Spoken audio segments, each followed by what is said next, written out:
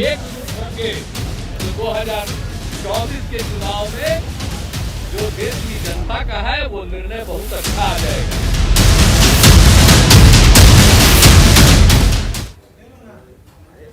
नमस्कार, सुबह के 10 बजने वाले हैं। वक्त है अपना बिहार का और मैं हूं आपके साथ विभा उपाध्याय। बिहार में महागठबंधन की सरकार बनते ही सीएम नीतीश कुमार नई भूमिका में पूरी तरह से एक्टिव हो गए हैं। तेलंगाना के सीएम केसीआर का बिहार दौरा, नीतीश का केंद्र की नीतियों पर निशाना साधना, 2024 के लोकसभा चुनाव में मोदी सरकार के खिलाफ विपक्षी एकता की अपील, बीजेपी को 50 सीटों पर समेटने पर जोर देने की बात, ये सारी बातें बता रही हैं कि सीएम नीतीश कुमार की नजर पीएम की कुर्सी पर है। लेकिन बड़ा सवाल ये कि उनका ये ख्वाब पूरा हो पाएगा।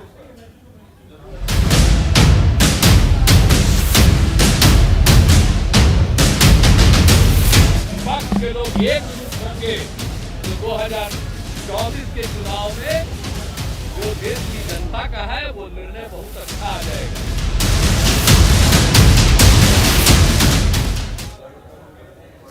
तो बिहार में दिखा अब भारत में दिखेगा का नारा वाला पोस्टर बहुत कुछ कह रहा है। ये पोस्टर जेडीयू का है और सीएम नीतीश कुमार के लिए लगाया गया है। ये पोस्टर सीएम नीतीश के मिशन दिल्ली की कहानी कह रहा है। ये पोस्टर सीएम नीतीश कुमार के ख्वाब को बयां कर रहा है।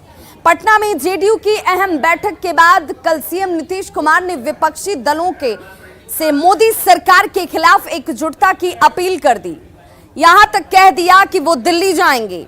साफ है कि सीएम जब दिल्ली जाएंगे तो विपक्षी नेताओं से मुलाकात करेंगे और उन्हें एकजुट करेंगे।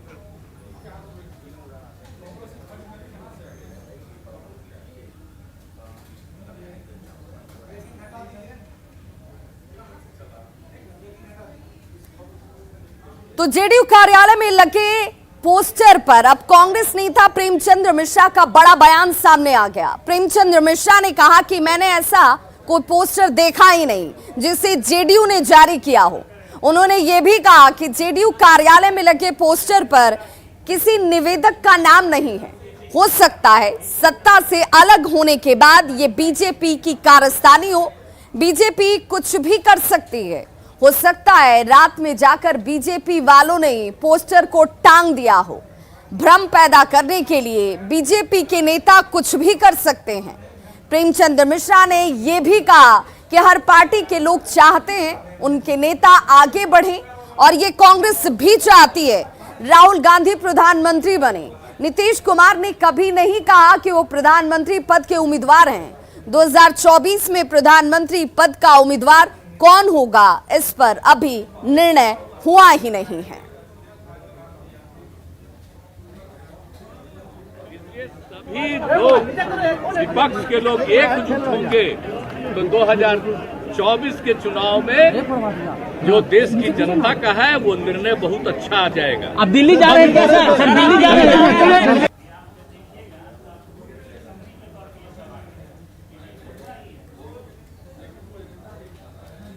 तो ये वो तस्वीर है जो कल की बैठक की है। लेकिन इस तस्वीर के बाद जो बयान मुख्यमंत्री नीतीश कुमार का आया वो बिहार की सीमा से आगे निकलकर देश का प्रतिनिधित्व करने तक पहुंच गया। दिल की बात जुबान पर आते आते जरूर रह गई हो, लेकिन जो जानकार हैं वो मानते हैं कि टारगेट अगर कुछ है तो सिर्फ और सिर्फ 2024 है। इसीलिए नीतीश कुमार ने ये जरूर कह दिया कि हम अगर साथ होंगे तो वो ताकत बड़ी होगी और इस बड़ी ताकत से बड़ी बात बनेगी। और नीतीश की ताकत, ये वो ताकत है जो नीतीश कुमार को इस महत्वाकांक्षा को, इस ख्वाहिश को पालने के लिए मजबूर करती है या उन्हें ताकत देती है। महिला सशक्तिकरण जो उनका यूएसपी रहा है, जातीय समीकरण में बेहतरीन उनकी प्लानिंग, बेदाग छवि उनकी सबसे बड़ी ताकत के तौर पर माना जाता है। समाजवादी चेहरा जिनके ऊपर कोई दाग नहीं है। हिंदी बेल्ट की बात की जाए, हिंदी पट्टी की बात की जाए तो वहां पर उनकी पहचान, और यही वो पहचान है जिसके साथ वो अब दिल्ली तक जाने की राह को तय करना चाहते हैं। लेकिन कई कमजोरियां हैं जो उनके आड़े भी आएंगी। पटना की सड़कों पर एक तस्वीर लोगों के बीच इस वक्त आकर्षण का केंद्र बन गई है। वो तस्वीर देखना और जानना जरूरी है। पोस्टर में नीतीश कुमार की तस्वीर के साथ कुछ शब्द लिखे गए जो नीतीश कुमार को लेकर एक बड़ा इशारा कर रहे हैं, और इशारा कि नीतीश कुमार अब केंद्र की राजनीति में मुखर होने वाले हैं। ये वो तस्वीर है जो आपको पटना की सड़कों पर और मुख्य चौराहे पर नजर आ जाएगी, और इसी पोस्टर का जायजा लिया हमारे सहयोगी आनंद अमृतराज ने। कहते हैं कि तस्वीरें बहुत कुछ बोलती हैं और बहुत कुछ इशारा भी करती है। कुछ ऐसी ही तस्वीर पटना के सड़कों पे लगी हुई है जिसमें जो लिखा हुआ है वो बहुत कुछ इशारा कर रहा है नीतीश कुमार को लेकर। ये तस्वीर देखिए जिसमें नीतीश कुमार के चेहरे के साथ साथ कुछ लाइनें लिखी हुई हैं जो आने वाले समय में नीतीश कुमार देश के राजनीति में क्या कुछ करने वाले हैं उसका इशारा मिलता है। इस तस्वीर में लिखा हुआ है बिहार में दिखा भारत में दिखेगा। जी हाँ, एक बार फिर से मैं आपको बता दूं, उसमें लिखा हुआ बिहार में दिखा भारत में दिखेगा। और इस पूरे पोस्टर में सिर्फ नीतीश कुमार की तस्वीर और जेडीयू का जो चुनाव चिन्ह है तीर छाप उसकी तस्वीर। यानी कि भले ही नीतीश कुमार इस बात से इनकार कर रहे हैं कि राष्ट्रीय राजनीति में वो कदम तो रख रहे हैं, लेकिन वो प्रधानमंत्री पद के दावेदार नहीं हैं, उम्मीदवार नहीं हैं। लेकिन इस तस्वीर में जो कुछ लिखा हुआ है जेडीयू के कार्यकर्ताओं की तरफ से वो साफ है कि नीतीश कुमार को लेकर जेडीयू ने बहुत ज़्यादा उम्मीदें बांध ली हैं। और उसी उम्मीद के तहत जो लाइनें लिखी हुई हैं कि बिहार में दिखाई, यानी कि नीतीश कुमार पिछले 17 सालों से बिहार के मुख्यमंत्री के तौर पे काम कर रहे हैं, अब वो भारत में दिखेंगे। यानी कि नीतीश कुमार की भूमिका राष्ट्रीय राजनीति में बहुत महत्वपूर्ण होने जा रही है। और नीतीश कुमार 1 या 2 दिनों के बाद जब दिल्ली रवाना होंगे और विपक्षी नेताओं के साथ मुलाकात कर एक मजबूत विपक्ष बनाने की कोशिश करेंगे, तो उसका इशारा 2 दिनों के कार्यकारिणी के बैठक में तो मिल ही रही थी, नेताओं के बयान से तो मिल ही रही थी, लेकिन अब पटना के सड़कों पे जो पोस्टर लगा हुआ है उसमें इशारा साफ है कि नीतीश कुमार बहुत जल्द राष्ट्रीय राजनीति में सक्रिय भूमिका निभाते नजर आएंगे। कैमरामैन मनीष जुनेजा के साथ आनंद अमृतराज, न्यूज 18 नेटवर्क, पटना। तो इन लाइनों को समझने वाले और जानने और पहचानने वाले जानकार ये कह रहे हैं कि अब केंद्र की राजनीति की तरफ नीतीश कुमार का रुख बढ़ रहा है। भले ही सीएम नीतीश कुमार सार्वजनिक रूप से इस पीएम पद पर दावेदारी की बात से इनकार करते रहे हैं, लेकिन उनकी ही पार्टी के नेता, उनके समर्थक और उनके सहयोगी उन्हें पीएम पद के दावेदार के रूप में पेश करने से कतई परहेज नहीं करते। नीतीश के समर्थन में जेडीयू कार्यालय के पास लंबा चौड़ा एक पोस्टर लगा दिया गया। पोस्टर में नीतीश के केंद्र की राजनीति में आने की बातें कही गई। पोस्टर में बिहार में दिखा देश में दिखेगा का नारा लिखा गया है।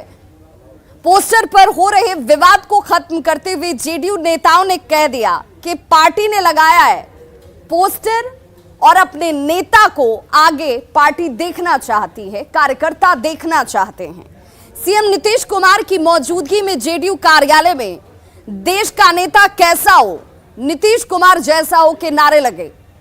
डिप्टी सीएम तेजस्वी यादव ने नीतीश कुमार को पीएम पद का दावेदार पहले ही बता दिया है। सीएम नीतीश कुमार ने मोदी सरकार के खिलाफ विपक्षी दलों से एकजुटता की अपील भी कर दी है, और इसीलिए यह बार बार कहा जा रहा है कि अब राजनीति केंद्र की तरफ नीतीश कुमार के आगे बढ़ती हुई।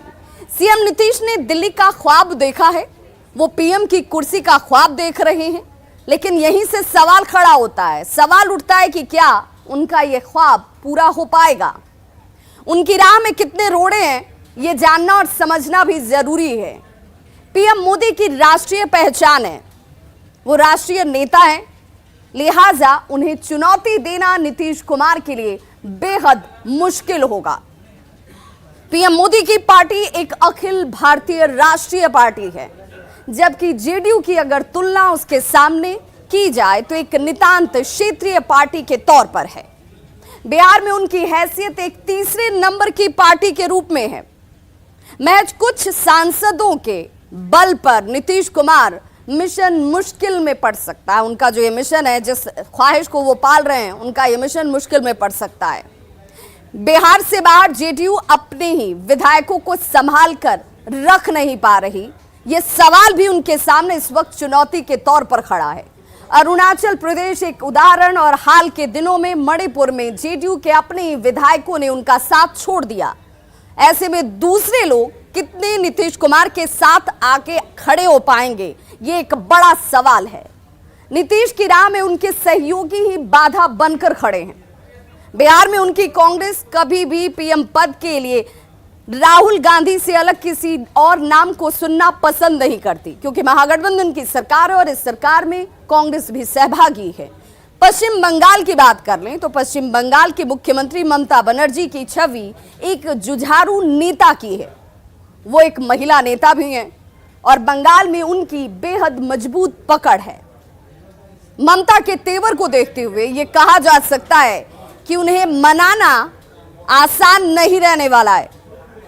पंजाब की जंग जीतने के बाद इस रेस में एक और नाम जो जुड़ गया वो अरविंद केजरीवाल का, जिनकी महत्वाकांक्षा कुलांचे मार रही है। प्रधानमंत्री के तौर पर वो भी अपने आप को एक मजबूत दावेदार मानते हैं। अरविंद केजरीवाल 2024 में मोदी और बीजेपी का विकल्प बनने का ऐलान पहले ही कर चुके हैं। ऐसे में नीतीश के पास कितना स्पेस बचेगा ये तो आने वाला वक्त तय करेगा। तेलंगाना के केसीआर की चर्चा भी जरूरी है और साथ ही महाराष्ट्र के शरद पवार के पास भी अपना अपना एजेंडा है और इसी एजेंडे के सामने नीतीश का एजेंडा कितना मजबूत साबित होगा ये इस वक्त सबसे बड़ा सवाल है। इन चुनौतियों के बीच नीतीश की ताकत को भी जरा जानिए और समझ लीजिए। बिहार ही नहीं, पूरे हिंदी पट्टी की अगर बात की जाए तो नीतीश की पहचान और उनकी पहचान के साथ स्वीकार्यता है। नीतीश के पास एक अपना लंबा सियासी अनुभव है। जातीय समीकरण की अगर बात करें, क्योंकि इससे बाहर बिहार की सियासत निकलती नहीं है, जातीय समीकरण में भी नीतीश कुमार फिट बैठते हैं। महिला सशक्तिकरण जो कि नीतीश कुमार अपने यूएसपी के तौर पर हमेशा से दिखाते रहे, इसी सशक्तिकरण का काम उनकी एक बड़ी ताकत है। भ्रष्टाचार रहित बेदाग छवि उनकी एक बड़ी पहचान है। नीतीश की पहचान एक समाजवादी नेता के रूप में है और इसीलिए ये ख्वाब, ये ख्वाहिशें और ये बड़ा सवाल और जिस दिल्ली कूच करने की बात कही जा रही है, यानी केंद्र की राजनीति की तरफ आगे बढ़ने की दावेदारी पेश की जा रही है, उसके पीछे का एक मजबूत आधार यही है। लेकिन कुछ कमजोरियां भी हैं। ताकत के साथ इन कमजोरियों को भी जान लीजिए जो नीतीश के साथ नीतीश की छवि पलटने वाली नेता की बन गई है। बार बार पलटने वाली जो छवि है वो नीतीश कुमार के लिए कहीं मुसीबत खड़ी न कर दे, ये चुनौती उनके सामने जरूर है। नीतीश कुमार की छवि समझौतावादी नेता की भी बन गई है। नीतीश कुमार अब क्षेत्रीय नेता, अब तक जो उनकी भागीदारी रही है या उनकी जो छवि है वो क्षेत्रीय नेता के तौर पर ही है। जेडीयू की अगर बात करें तो जेडीयू का आर्थिक विजन जो है अभी तक अस्पष्ट है, यानी इसकी स्पष्टता लोगों के बीच है नहीं। नीतीश कुमार की पकड़ युवाओं पर नहीं है। युवाओं का एक बड़ा तबका उन्हें अपने नेता के तौर पर अभी तक स्वीकार नहीं कर पाया है और ये भी एक बड़ी चुनौती उनके सामने और एक बड़ी कमजोरी भी नीतीश कुमार के सामने नजर आ रही है। अब इन तमाम चुनौतियों के बीच नीतीश कुमार अपने इस मिशन में, अपने इस ख्वाहिश में, अपने इस सपने में कितना सफल हो पाते हैं, ये देखना 2024 में बेहद दिलचस्प होगा। पटना की बार बार चूंकि हम चर्चा कर रहे हैं तो पटना में लगे पोस्टर पर जेडीयू प्रवक्ता नीरज कुमार ने कहा कि हमने जो काम किया है उसे ही हम दिखा रहे हैं, पोस्टर में जुमलेबाजी नहीं है।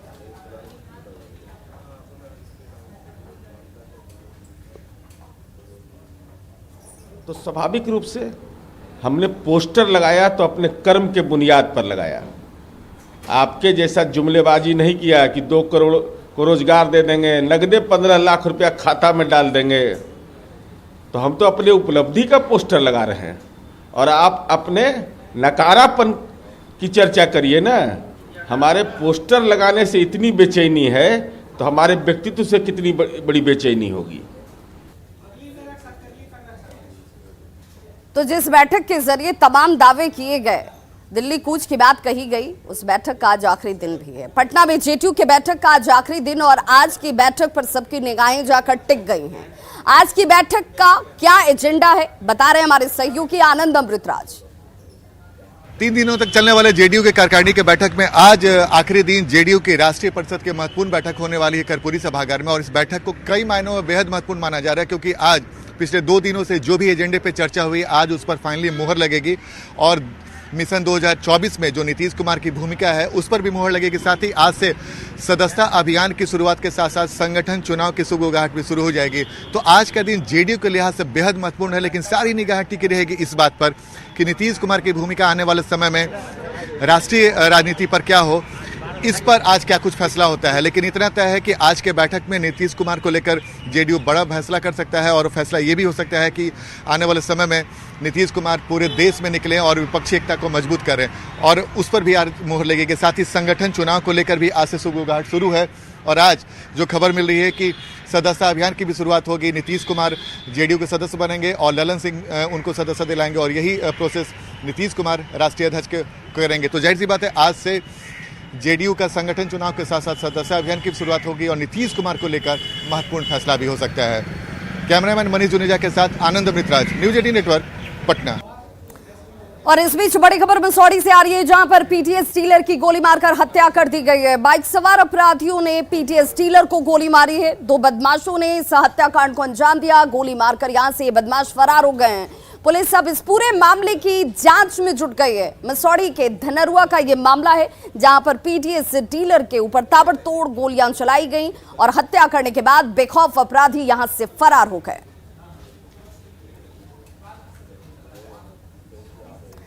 खबर मधेपुरा से, जहां एक सनसनीखेज खबर ने सबको हिलाकर रख दिया। मधेपुरा एसपी का मोबाइल लड़कियां सप्लाई करने वाली महिला के पास मिला है। महिला का अब यह दावा है कि मधेपुरा में कई पुलिस अधिकारियों को लड़कियों की सप्लाई वो करती रही है। उसे सहरसा में पकड़ा गया और वहीं डीआईजी ऑफिस में पूछताछ की गई और इसी पूछताछ का वीडियो सामने आया है। वीडियो सोशल मीडिया पर इस वक्त तेजी से वायरल है और वीडियो में महिला की ओर से आरोप लगाए गए कि मधेपुरा के एक पुलिस अधिकारी के आवास पर उसने एक लड़की को भेजा था। जब रुपए कम दिए गए तो उसी लड़की ने मधेपुरा एसपी का मोबाइल चोरी कर लिया और उसे दे दिया गया। यह वीडियो बताया जा रहा है कि मधेपुरा एसपी छुट्टी पर थे तब का है, जब न्यूज 18 ने इस पूरे मामले पर कोशी क्षेत्र के डीआईजी शिवदेव लांडे से जानकारी चाही तो उन्होंने किसी भी जानकारी होने से इनकार कर दिया। साथ ही यह भी साफ कर दिया है कि जो वीडियो वायरल है वो उनके कार्यालय में नहीं बनाया गया। इस मामले पर मधेपुरा एसपी से संपर्क साधने की कोशिश की गई, लेकिन उन्होंने फोन उठाना मुनासिब नहीं समझा।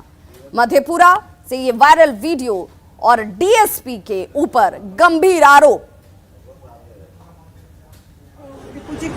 लड़की है तो लेकर जाते थे, कोशिश से हम लेकर जाते थे। कहाँ लेके जाती थी? मधेपुरा उसके डेरा पर, हॉस्पिटल के हॉस्पिटल डेरा नहीं है। हाँ हाँ, उसी डेरा तुझे कॉलेज चौक से लड़की को लेके जाती थी जी। कहाँ, किसके यहाँ लेके जाती थी? डीएसपी साहब डेरा पर, सदर हॉस्पिटल के डेरा का से जो डेरा नहीं है। अच्छा, उसके डेरा कहाँ में लेके जाती थी? वो बोलती थी कि से हम 1 घंटा रखेंगे ना तो 300 रुपया देंगे, हम 4 बजे छोड़ेंगे ना तो 500 देंगे सर। शांति से चलाते थे, कोशिश से चलाते थे। तो 4 दिन 5 दिन से पैसा नहीं, उसको मोबाइल ले लेते, मोबाइल उसको पैसा नहीं काम कर लेते, पैसा नहीं देते थे सर, इसीलिए उसको मोबाइल उठाया गया। कई बार ले गई है ऐसे तुम? 4 बार। 4 बार। तुमको कितना रुपये मिलता था? हमको 200 रुपया मिलता। 4 बार कई बार पैसा मिला? कई बार पैसा नहीं मिला? पैसा एक बार, फर्स्ट बार पैसा बाकी रहा? हाँ, 100 रुपया हमको कैसी? 100 रुपया सिलाई रमेश भगत ने आरपीएम चलाती है, मुझे बता सकते हो आराम वो भी कभी का बोला। और न्यूज 18 की खबर का बड़ा असर, जिसमें एसपी के मोबाइल मिलने के मामले में डीआईजी ने जांच टीम का गठन कर दिया है। तो मधेपुरा एसपी के नेतृत्व में अब ये जांच की जाएगी। 36 घंटे में जांच पूरी करने के निर्देश तक दे दिए गए। सप्लायर से मोबाइल की बरामदगी होती है और इसी मोबाइल के मिलने के बाद ये वीडियो जो इस वक्त तेजी से वायरल हो रहा है, न्यूज 18 ने जब इस खबर को प्रमुखता से दिखाया, उस खबर का असर ये कि अब जांच टीम का गठन कर दिया गया है और अल्टीमेटम 36 घंटे का, और इसी 36 घंटे के अंदर रिपोर्ट को सौंपना होगा।